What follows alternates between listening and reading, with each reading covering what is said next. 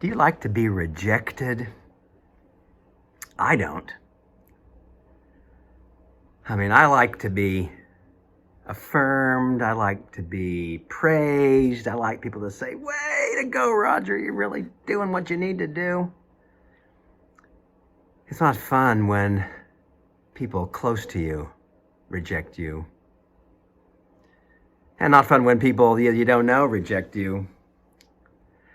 Every so often when I'm talking to someone who's wondering if they want to be part of the church, want to be a follower of Jesus, I find myself wanting to say, do you have any idea what you're getting into?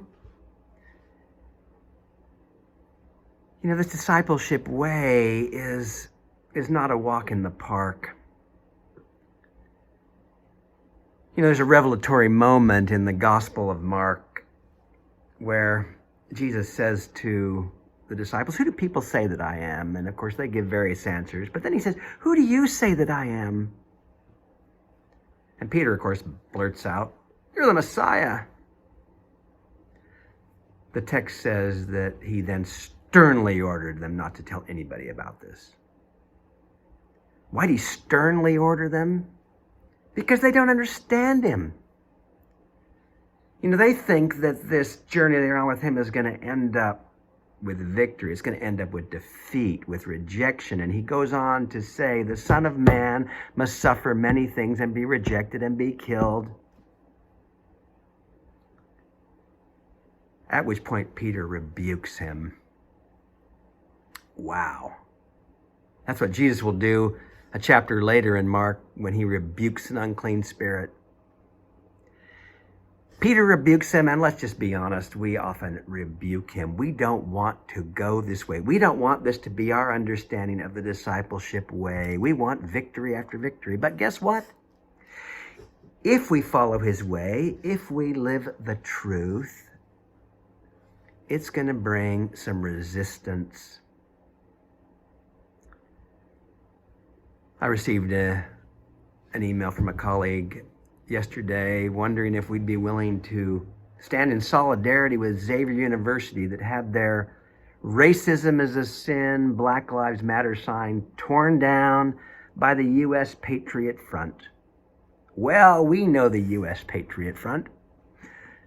They have put stickers on our building on 2 occasions. I guess they don't like our sign either. For a while, our sign had on it, until all Black lives matter, no exceptions. Well, any lives matter. I guess they didn't like that. Or maybe they didn't like the fact that there is a Muslim photo on the sign. Or maybe they don't like the fact that we're trying to embrace everybody. I don't know, but it will bring resistance. This invitation to the churches to put up a similar sign.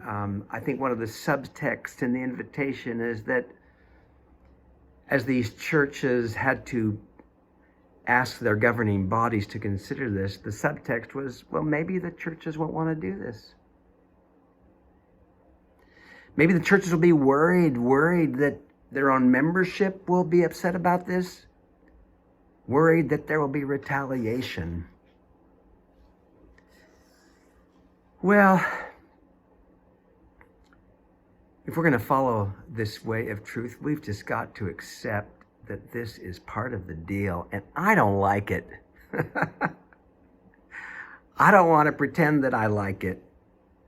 I wish that everything would just make me feel good, support me, that everybody would get on board with what we're trying to do here. But guess what? It's not going to be that way. And the church for too long in this country has not recognized this. Living the way of Jesus will bring rejection, but it will also bring this. In another gospel, Jesus says, the truth will set you free. Wow. I don't want to be enslaved. I don't want to be burdened. I want to be free. I guess that means that I'm going to have to follow Jesus, doesn't it?